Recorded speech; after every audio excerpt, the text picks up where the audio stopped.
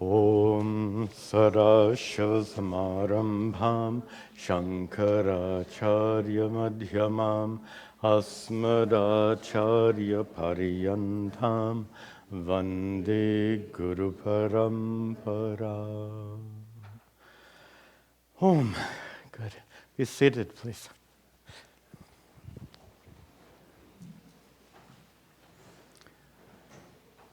Om Parameshwara.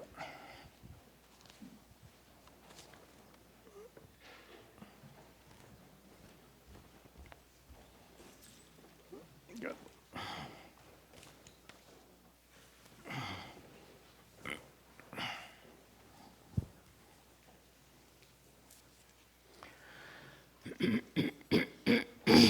Excuse me.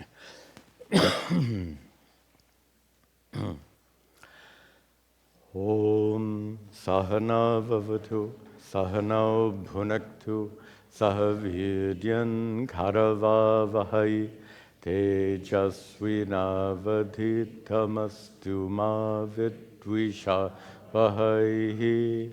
Om Shanti Shanti Shanti.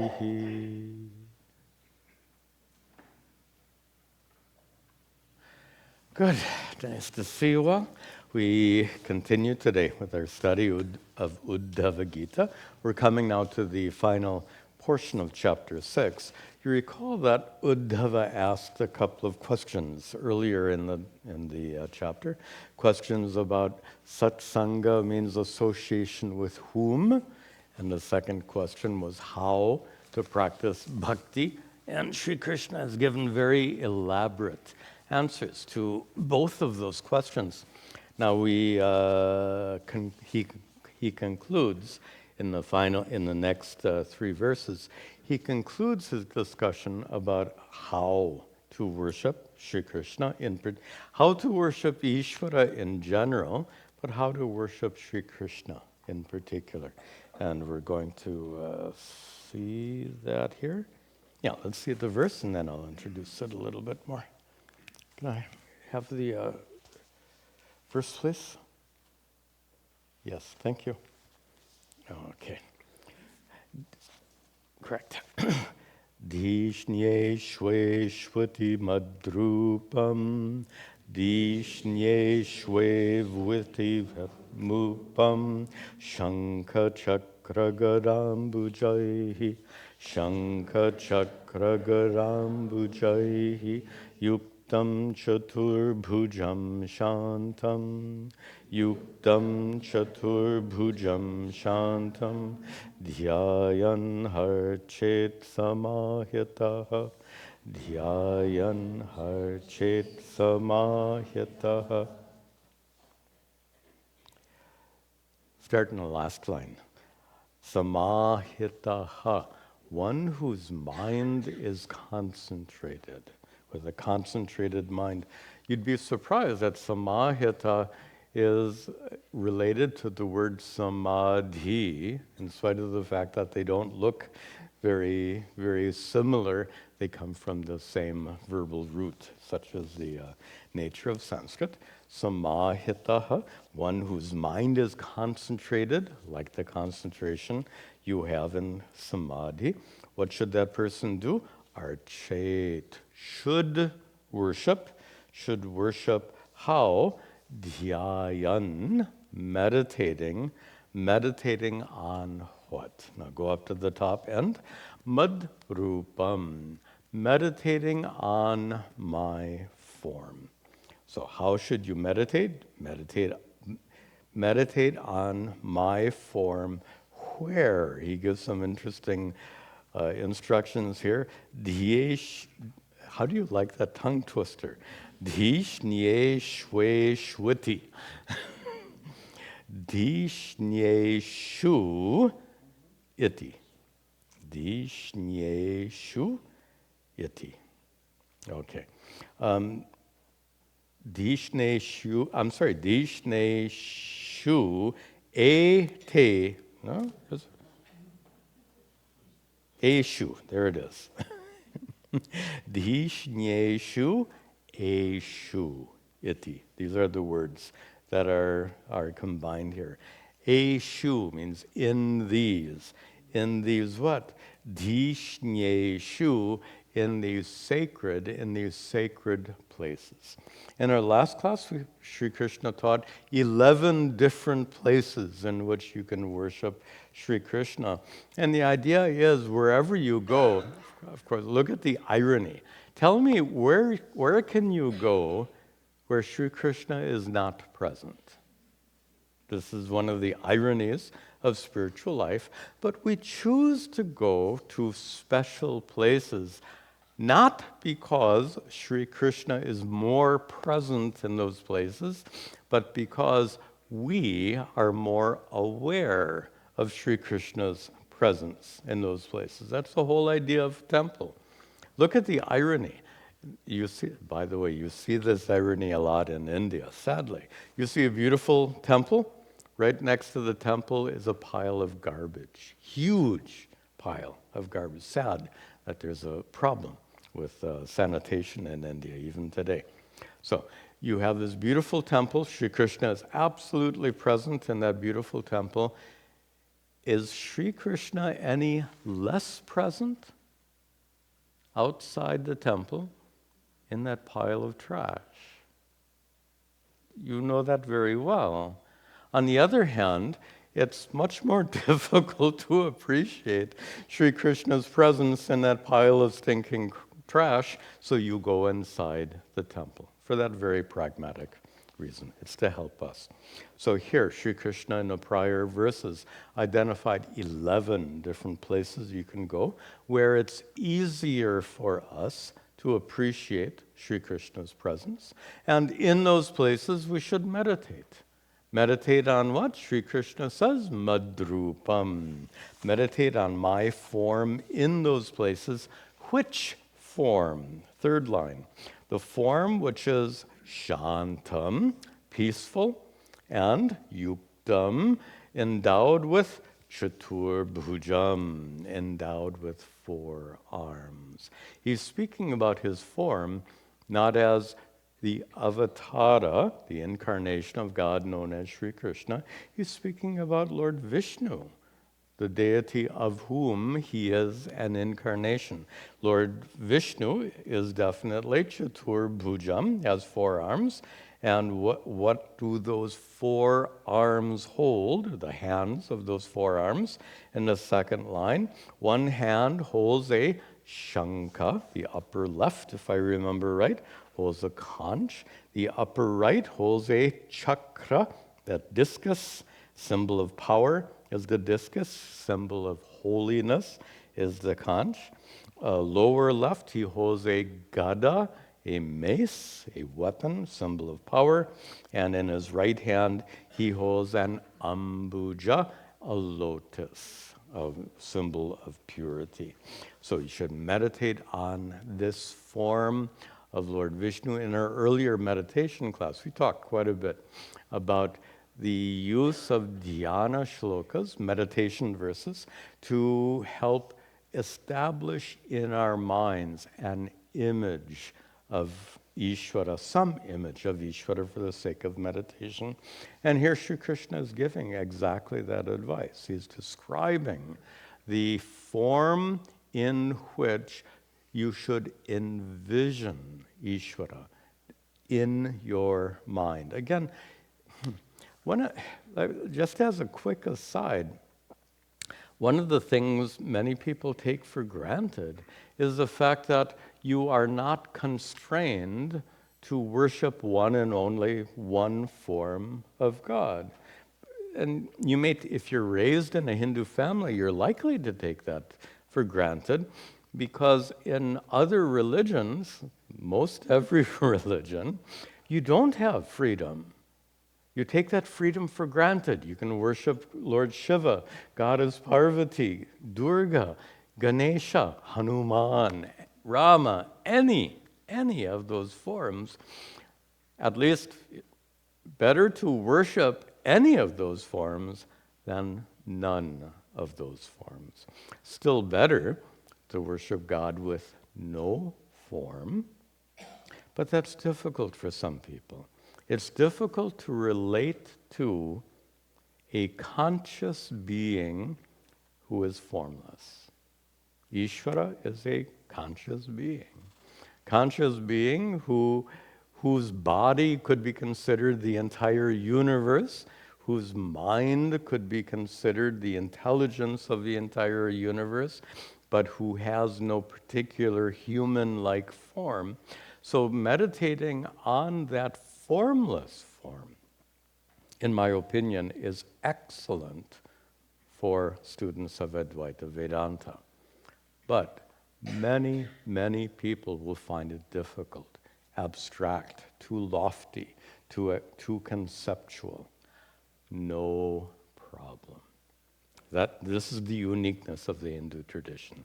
If you are unable to focus your attention on that formless form of Ishvara, then you are free to choose any of these forms. Not surprisingly, Sri Krishna has a preference. He is Madhrupam. He has a preference for my form, in particular the form as Lord Vishnu. Okay. I mentioned this in the meditation session, but for the benefit of all the, many of you were here at the meditation session, but many of our online students were not. So let me share with you an important point about these deities and their associated symbolism. So here, Lord Vishnu is described as having that discus and that conch and the lotus and the gada, the mace. And the point I made before, and I'd like to repeat briefly now, is that if this symbolism is not clearly understood, you are missing out on most of what's intended there. Deities on any altar or deities presented on any kind of picture are rich with symbolism, and if we fail to really understand the symbolism, the American expression is, you miss the boat. You miss out on everything. And the example I gave in the meditation class is, what is it that distinguishes a piece of cloth that you would use for cleaning your kitchen? What distinguishes it from the flag of a nation? I gave the example of India's national flag, which has a band of green, a band of white, and a band of orange, band of green, band. How many ways can I get that wrong? There are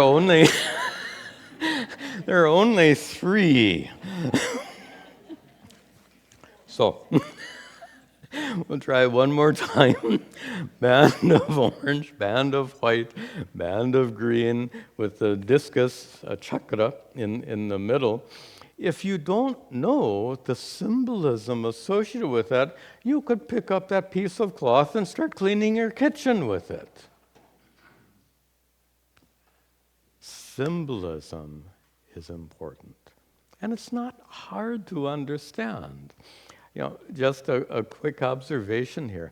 Many of you as children might have had the frustrating situation where you asked your children, why does Sri Krishna hold the chakra in his hand? Why? And if your parents don't happen to know the symbolism or the mythological stories associated with it, they'd probably say, it's time for your homework now. They deflect your question because your parents may not know how to answer. That's often the case. Well, your parents didn't have access to Wikipedia. You'd be surprised. All the symbolism is on the internet in general, Wikipedia in particular. Please don't get me wrong, I'm not praising Wikipedia. It has lots of problems, lots of errors, but mostly, and especially I would say with something fairly straightforward like symbolism, it's fairly reliable. So you just Google whatever symbolism you want to look, or look it up on Wikipedia. It's all so easily accessible today. Your parents had a good excuse. They weren't told themselves. Why? Because when your parents asked your grandparents, why does Sri Krishna hold a discus? Your grandparents told your parents, it's time for your homework. This is parampara. This is our lineage. Actually, there's a word for it. Andha parampara. It's a lineage of ignorance that's been passed along. Anyway, there's no excuse today not to understand all this symbolism. Whatever it is, find out for yourself. Easy. Okay. Enough said. Let us. Where did I put? I lost the remote. That's unusual. How did I do that?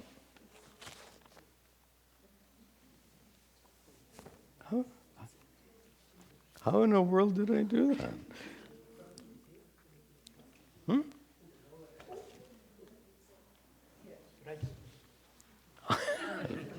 Thank you. Oh, I put it down there before, for the meditation session. Thank you.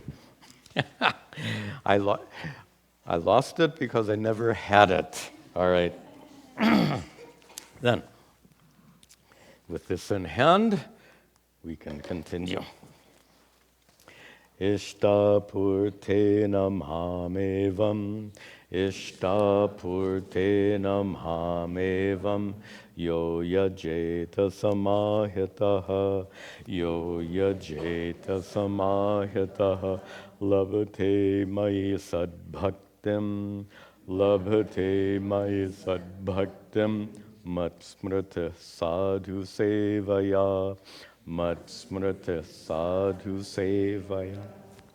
Good. In the second line, Yaha yajeta, yo, yaha, one who is samahitaha, we just saw that word, one whose mind is concentrated, the one with a concentrated mind, who yajeta, who worships. Who worships what? First line, Mam, who worships me, evam, thus, in this way. In what way? He specifies, Ishta Purtena, through these. This is a common expression found in many scriptures. Ishta and Purta. Ishta is a ritual, usually a yajna, a ritual in which you make sacrificial offerings into a sacred fire. That's called Ishta. So worship Sri Krishna. He says, worship me through Ishta, through rituals, which is taken in general, and through Purta, which is a word which suggests, well, in modern English, we would say charitable works. And in ancient times, those charitable works would be like digging wells, creating ponds. I still remember traveling to India for the first time and hearing people refer to tanks, which is a very typical Indian expression for some kind of pond or reservoir of water. To an American ear, that sounded very odd, but anyway, not hard to understand. So building, creating wells, building these so-called tanks, building temples, we saw that before, building parks, etc. Even today, these are important charitable works, sometimes done by government, sometimes done by non-governmental agencies, NGOs, sometimes done by individuals. So this is a form of worshiping Sri Krishna. Building a park is worship of Sri Krishna. Why? How?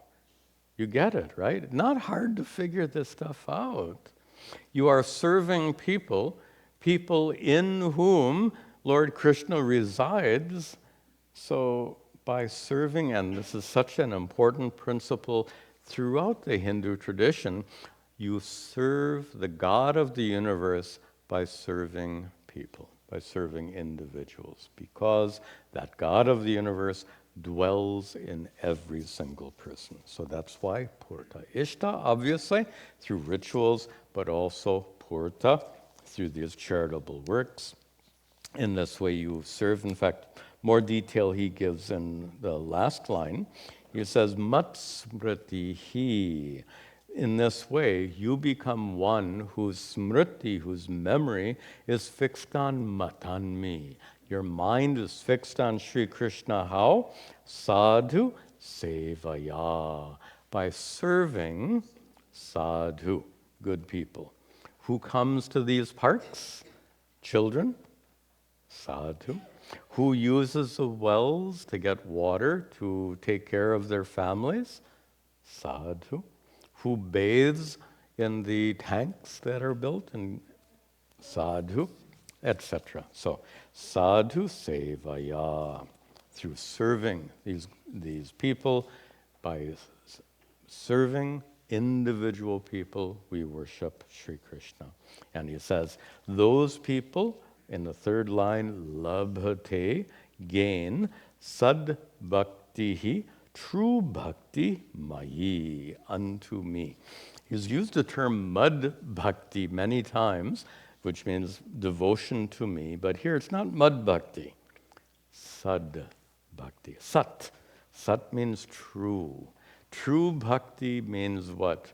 Remember, I think 2 classes ago, my description, actually Puja Swamiji's description of the spasmodic devotee? The one who stands before an altar and cries, tears coming down, and then as soon as he gets out into the parking lot, jumps in his car and almost runs over 3 or 4 people standing outside. This is what my guru called a spasmodic devotee. The commentator actually makes a point that sad bhakti means the bhakti which is persistent, that doesn't come and go. That is sad bhakti. Another aspect of sad bhakti is recognizing Ishvara's presence in others. Someone who worships only, actually this needs to be sad. Someone who, notice Ishta and Purta went together. Suppose someone only worships through rituals, at altars, through prayers, through chanting, and that person, you may know someone like this, who's really pious, but treats everyone like dirt. You might know someone like that. That's a huge problem, because you're only fulfilling half of what Sri Krishna describes here. Half of the worship could be ritual worship. The other half is worshiping Ishvara in people, serving Ishvara by serving people, recognizing Ishvara's presence in other people.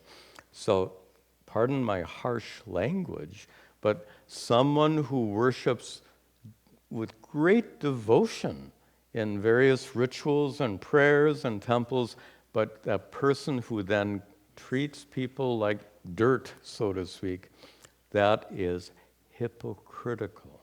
Absolutely hypocritical. To recognize Ishvara's presence on the altar and to fail to recognize Ishvara's presence in each and every person leads to this kind of hypocrisy. Okay, next.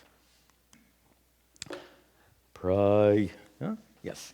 Prayena bhakti yogena, prayena bhakti yogena, satsangena vinodhava, satsangena vinodbhava, nopayo vidyate sadring, nopayo vidyate sadring, prayanam hi satamaham, prayanam hi satamaham.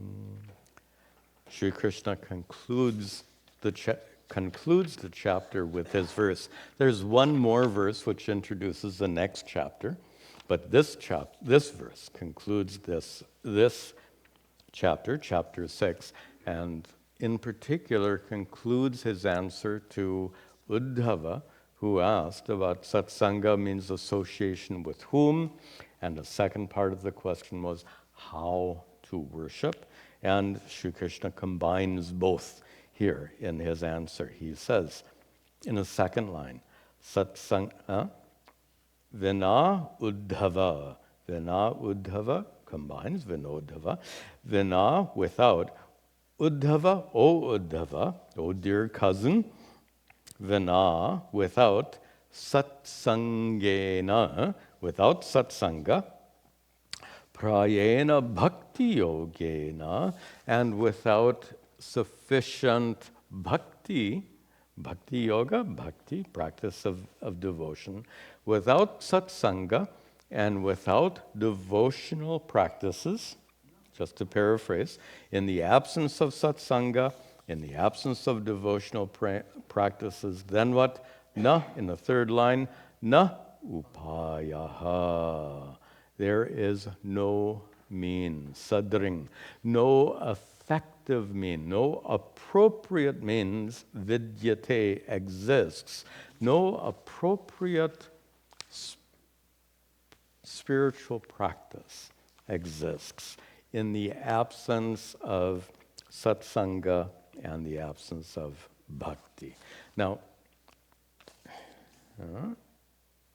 it's significant here that the commentator says very clearly that in this context, Sri Krishna is saying that bhakti is superior to jnana, knowledge, spiritual wisdom.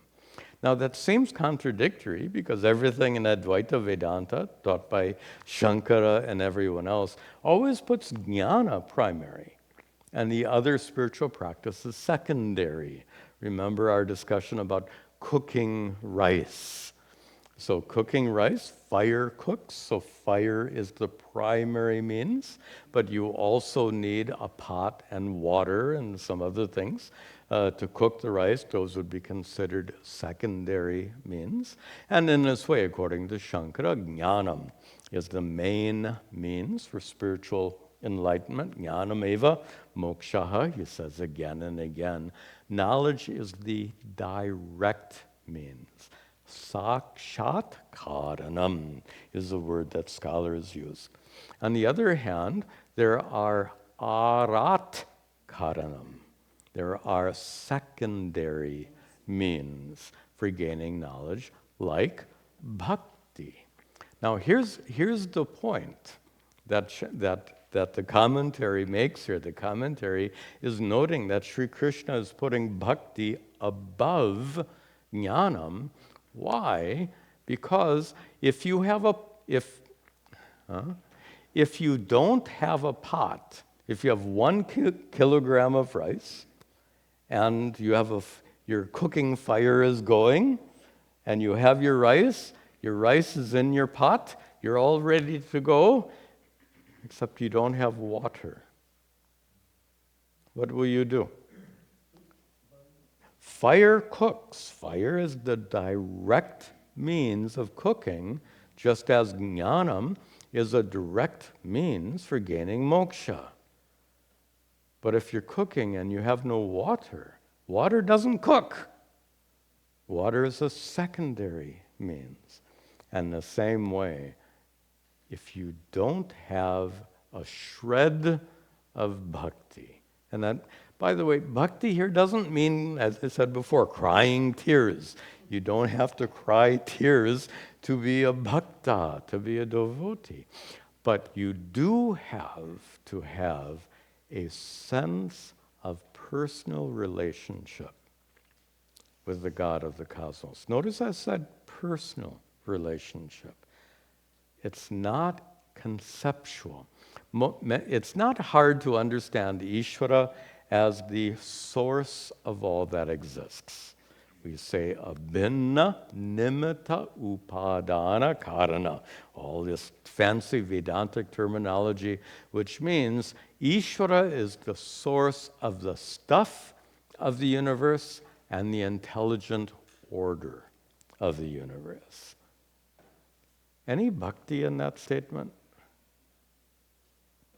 Not a shred. Why? Because how does it relate to you? That mere statement, Ishvara is the source for everything that exists and the intelligent order that governs everything that exists. That is a statement of fact. It is Vedantic wisdom. In fact, it is very profound Vedantic wisdom. But that kind of academic understanding of who and what is Ishvara is not bhakti. Bhakti always involves a personal relationship, a personal angle, we could say nowadays. A personal angle means Ishvara is the one because of which you exist, not just everything. Everything is very general and conceptual, but if you think, oh, Ishvara endows me with existence. Ishvara endows my body with existence. Ishvara endows every cell in my body with existence. You see, now it becomes more personal. And Ishvara is the intelligent order of the universe, is another profound Vedantic observation without any bhakti, because there's no personal relationship conveyed in that statement.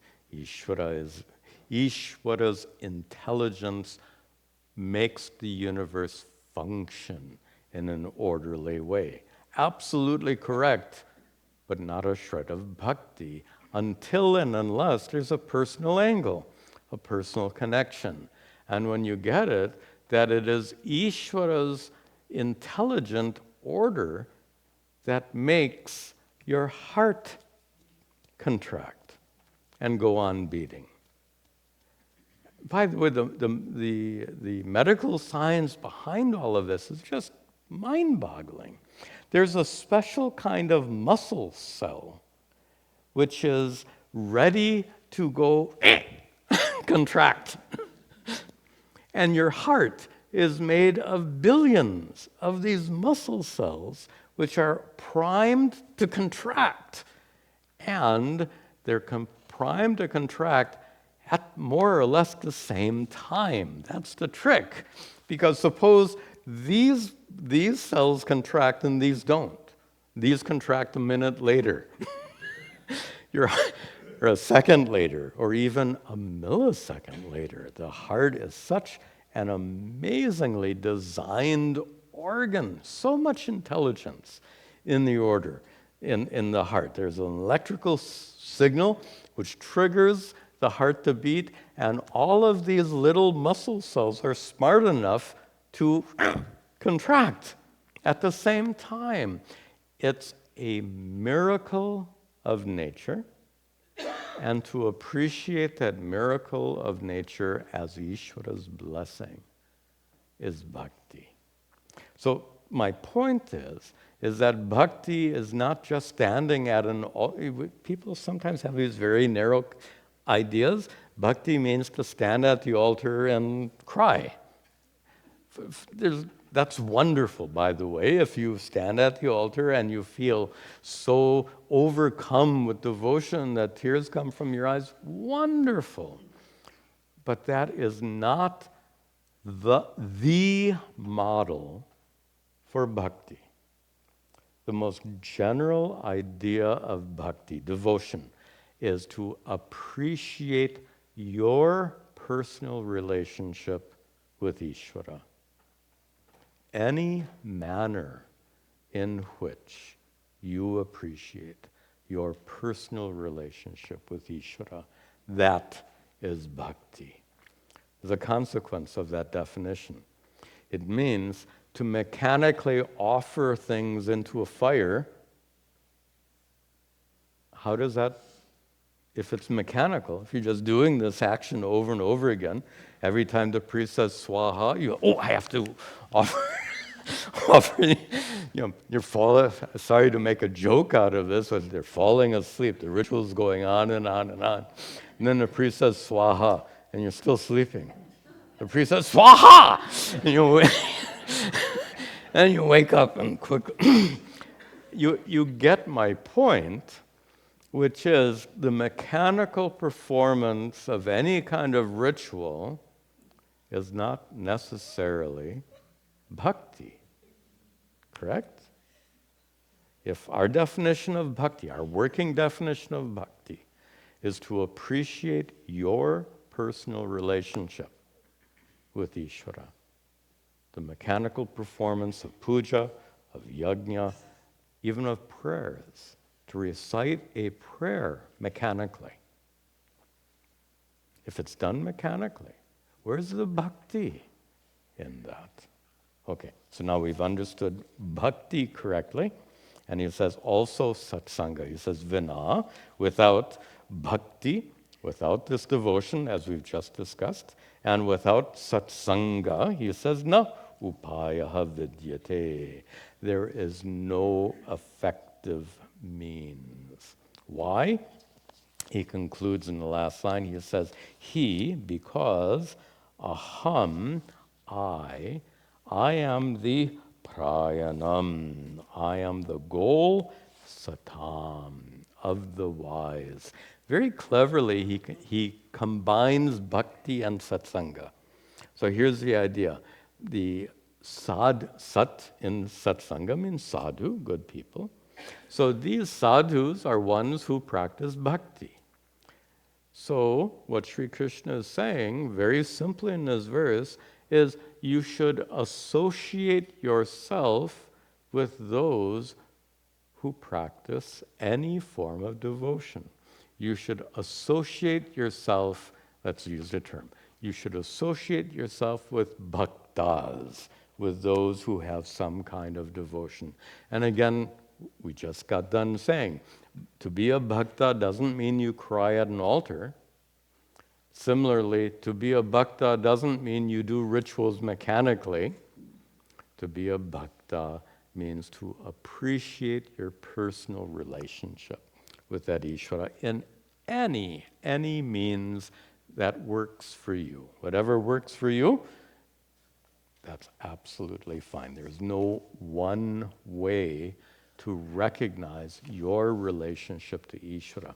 Now, this suggests a very beautiful image, this idea of associating with people whose goal is the same as your goal. A little bit like, at an airport, you go to your gate at the airport, and you are now associating yourself with the people who are on your plane going to your goal. That's a little abstract, but that's kind of the idea here about associating yourself with people who are going to your destination, because if you're going to Cincinnati, these people are going to Orlando, Florida. If your goal is Cincinnati and you go sit at that gate with the people going to Florida, you're going to miss your flight. So it's common sense to associate yourself with people who have the same ultimate goal in mind as you do. This is a nice way of describing satsanga. And instead of airports, we use a different metaphor. We are all on this path of life, journey of life, like a long path. This path began decades ago. This path will conclude at some point. We don't know when. And on this path, there are various travelers going to various destinations. Some of them on the path, some of them are going to the mall. Some of them are going to Atlantic City. by the way, for our online students, Atlantic City is a place in New Jersey where you can go to casinos and gamble. Anyway, it's kind of well known for that. So that's why we use here in New Jersey, that's our standard example, gambling. Or there are plenty of other paths, plenty of other destinations that can be reached from this path. We're all traveling this path. Of course, the path branches out in so many ways. On this path, there are some people, like those of us in this room and those of you watching this online, there are some of us who have a very clear idea about the goal, about the ultimate goal of life. As we said before, there are many goals of life, and anything that's dharmic is a valid goal, but in Vedanta we say to recognize that spiritual growth, reaching Ishvara, discovering your true nature, is the ultimate goal. There are many goals, of which the ultimate goal is reached through spiritual growth. So suppose you're on this path of life, and we'll go back to the earlier metaphor, you're on this path, you're on this journey of life, this path, and there are all of these people are going to the mall. If you associate with them, you're likely to end up at the mall. If there's another group who are they're heading for Atlantic City, if you associate with them, you're likely to end up at a casino. But there are many on that path whose goal is spiritual growth. Those of us in this room, those of you watching online, these are the people with whom you want to associate because it works. It's just very pragmatic. This idea of satsanga, association with the right kind of person. Every parent teaches this to their children, right? To associate with the right kind of people. And by the way, what about parents who have no value for spiritual growth? Parents who follow no religion whatsoever? Parents who believe that after you die, it's over? There are many parents like that, and nothing wrong with that, but they also teach their children the value of satsanga. They won't use that term, obviously, but they encourage their children to associate with the right people. And the point I'm making is it's a fundamental principle of human behavior. It's not narrowly a spiritual or religious teaching. It's fundamental. You associate yourself with the people who are on a spiritual path, and you are blessed through that association. That is satsanga. Okay. With that, we come to the final verse of the chapter, which introduces the next chapter. We'll talk about that in just a moment. Wrong way again. There we go. Thank you. Athaitat paramam guhyam, athaitat paramam guhyam, shrinvato yarunandana, shrinvato yarunandana, sugopyamapi vakshyami, sugopyamapi vakshyami, tvam me bhritya suhritsaka, tvam me bhritya suhritsaka. Atta, next. And now, getting ready for the next chapter, in the second line he addresses Yarunandana, O Uddhava, beloved in the lineage of the Yadus, O Uddhava. He says in the end of the third line, Vakshyami, I will tell. I will tell what? Tell whom? Fourth line. Tvam, you. Notice how limber we have to be, jumping around line to line, because as I said, because these are verses that have a specific restriction in terms of how many syllables in a line and patterns of short and long syllables, the words are not in prose order. We have to jump around. So next, O Uddhava, Vakshyami Tvam. Actually, that's not what I just said is incorrect. It's not Vakshyami Tvam. Any Sanskrit students here? What's wrong with that statement?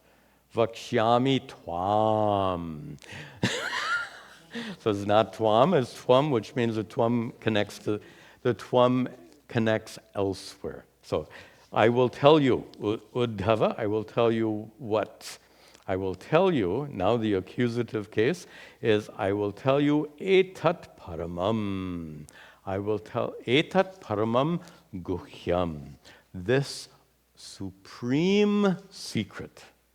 Ooh, interesting. I will tell you the supreme secret. How secret? Shrinvataha, having heard this secret, gopyam, sugopyam eva. You can't tell anyone else. That's the idea of a secret anyway, right?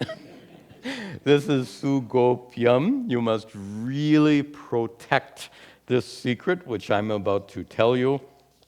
And why is Sri Krishna going to tell Uddhava this very special secret? He says, because Tvam, not Tvam, that was my mistake. He says, Tvam, you are me bhrityaha. You are devoted to me. You are like my servant. You are suhrit. You are kind-hearted to me. You have a good heart. You are me sakha.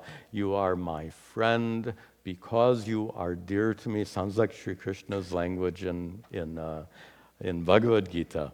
O Arjuna, because you're dear to me. Who is not dear to Sri Krishna, right? But anyway, this is the language and style, both of the Bhagavad Gita and of the Uddhava Gita. O Uddhava, because you are dear to me, I am going to tell you this super secret teaching, if we can use that kind of thing. And with these words, he introduces chapter 7. Let me give you an overview of chapter 7. The first half of chapter 7 amplifies whatever we've just studied.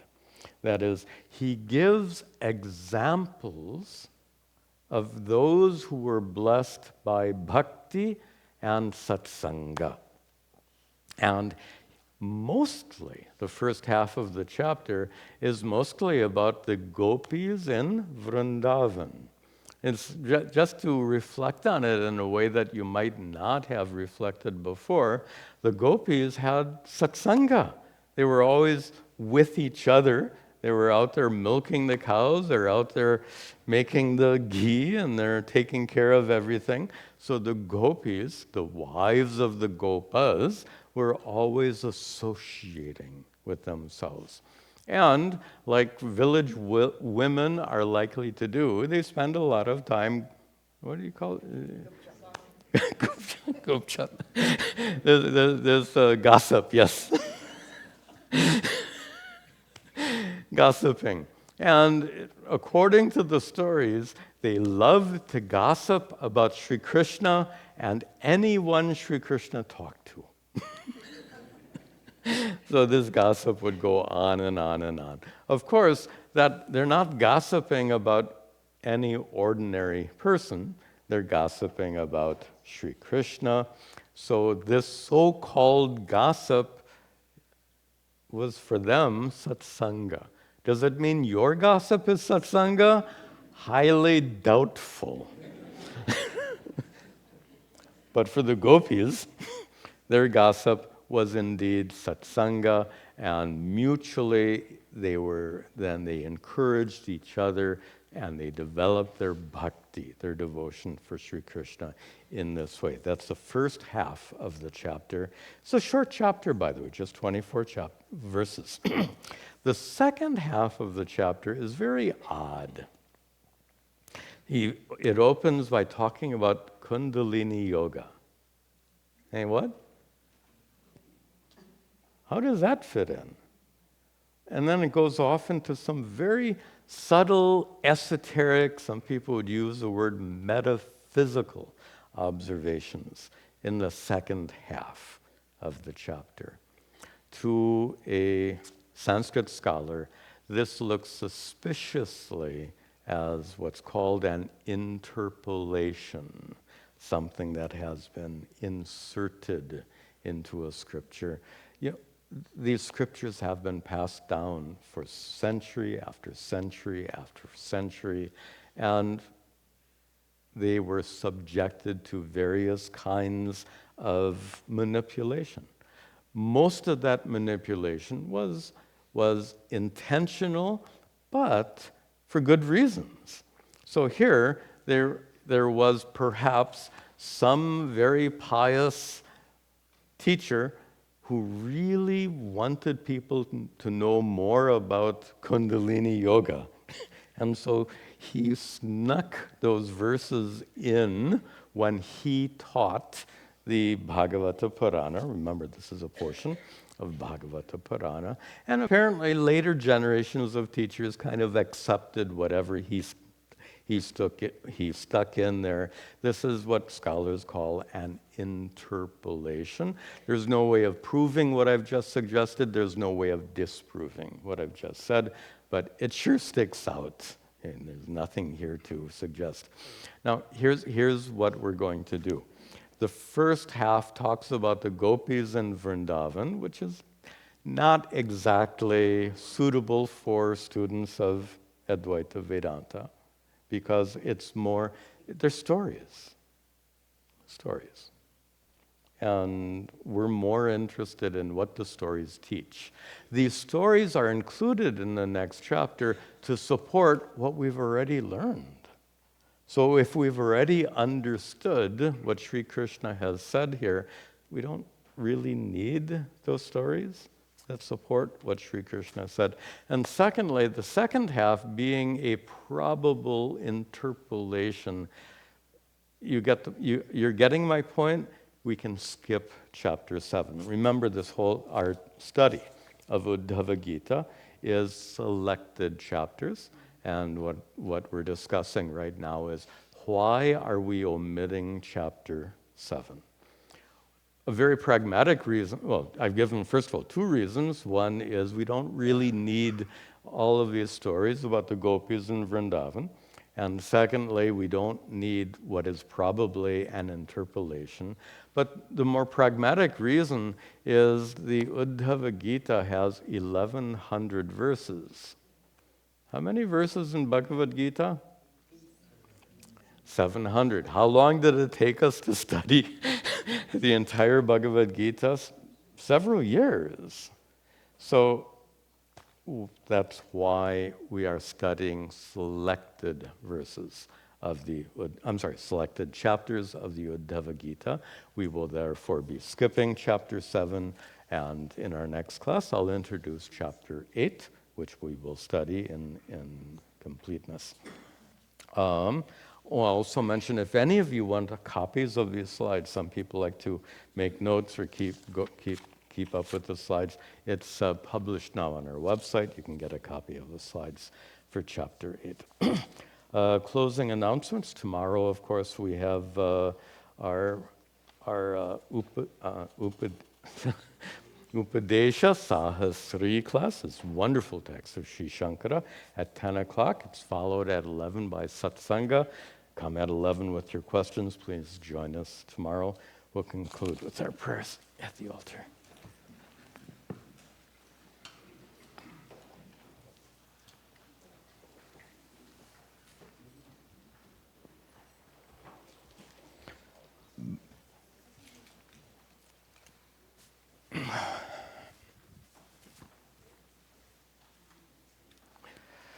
Om Gananahan Tva Ganapatigam Avamahe Kaving Gavinam Upamashravastamam Jeshtarajam Brahmanam Brahmanaspataha nashranvan utabasira saranam. Om Mahaganapataye Namaha. Ishvaro Gururhatmeti Murti Bheda Vibhagine Vyomavad Vyapta Dehaya Dakshinamurtaye Namaha. Vasudeva Sutam Devam Kamsachanuramardanam Devaki Paramanandam Krishnam Vande Jagadguru. Om Sarve Bhavantu Sukhinaha Sarve Santu Niramayaha Sarve Bhadrani Pashyantu Ma Kaschid Dukkha Bhag Bhavet Asato Ma Satgamaya Tamaso Ma Jyotirgamaya Mrityorma Amritangamaya. Om Shanti Shanti Shanti. Om Tat Sat.